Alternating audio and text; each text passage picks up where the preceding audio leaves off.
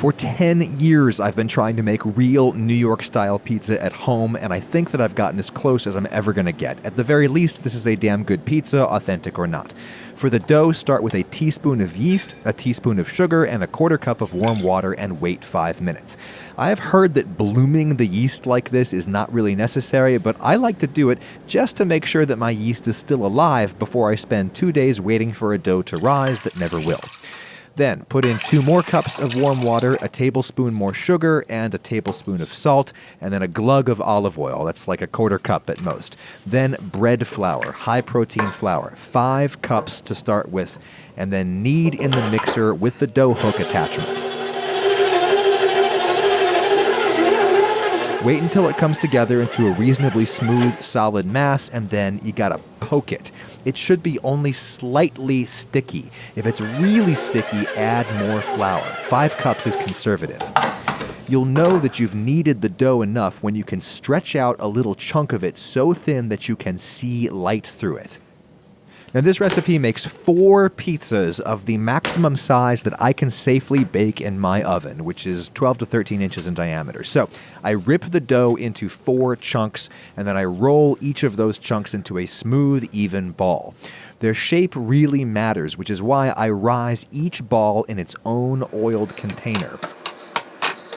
Toss the ball around in the oil and then use it to grease up the sides of the bowl or the Tupperware or whatever it is that you're using that will allow the ball to rise in an even, round shape.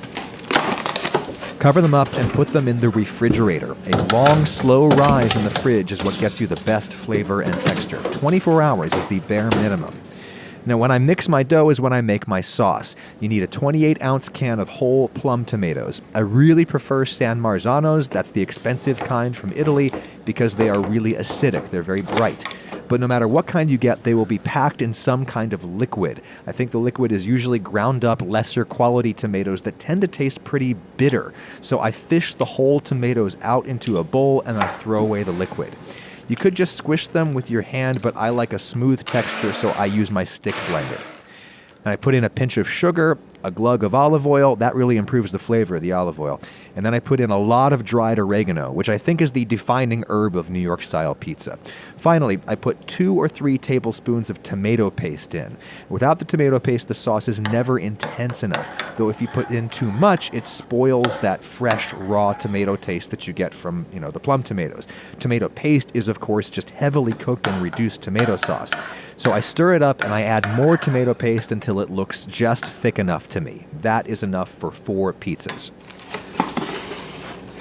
And I put this in the refrigerator with the dough because I think it tastes better after it sits around for a few days. Like I said, you gotta age the dough for 24 hours at least.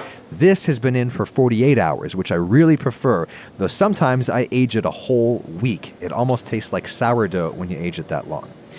This is my pizza stone. You really need one of these, and you should get the biggest one that'll fit in your oven. In my oven, I get the best results on an upper middle rack position, though that took some experimenting. Every oven is different. If you have a convection setting, use that. It'll help with the browning of the cheese.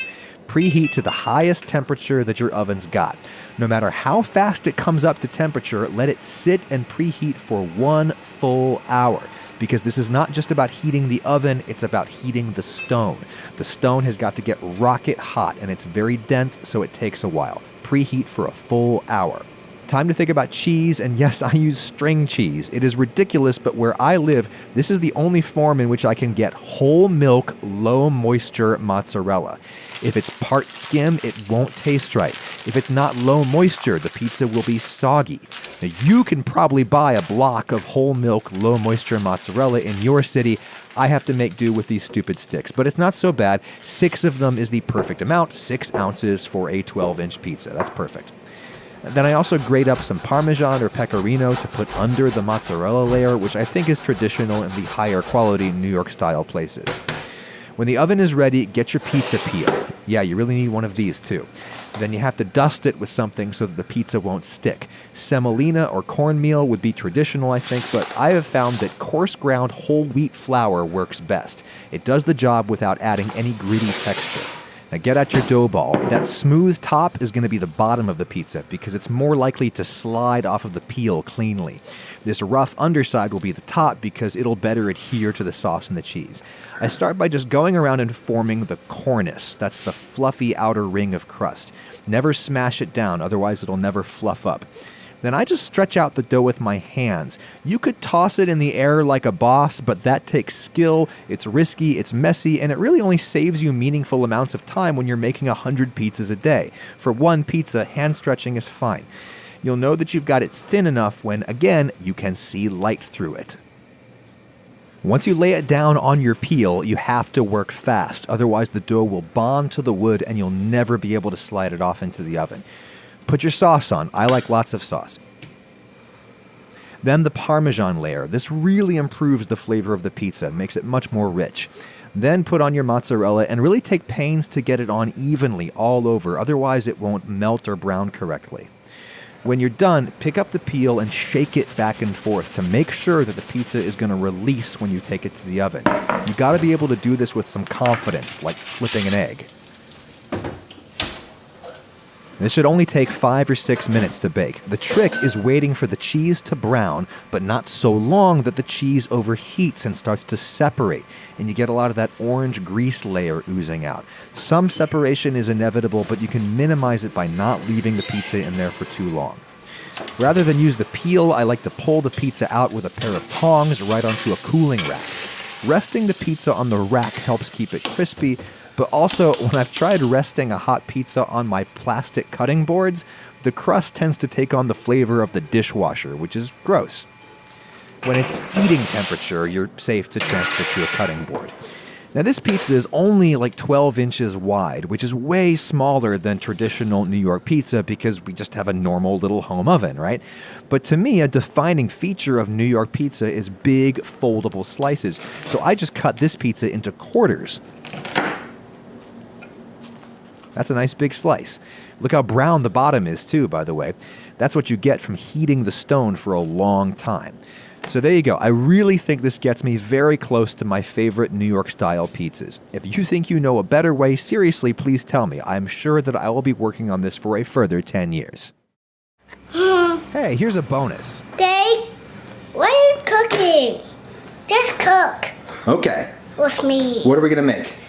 Pizza bread. Okay. Every time I make pizza, I make a loaf of what my son here calls pizza bread. It is his favorite food, and grown-ups like it too. I take one of these dough balls that I've aged in a wide container so that it can spread out nice and flat. And when you turn it around, you see this spongy, bubbly surface. This is going to get very crispy in the oven. So I just gently stretch it out into a big oval, and then the bottom becomes the top. I smear lots of olive oil onto that porous surface. Then I put on pepper, coarse salt, and garlic powder. Bake in the oven just like the pizza. It's ready when the top is just starting to color. Garlic powder burns easily, so very light brown is enough. There, that spongy surface crisped up really nice. I cut this into little strips. You could do bigger chunks, but these are just right for Freddie here.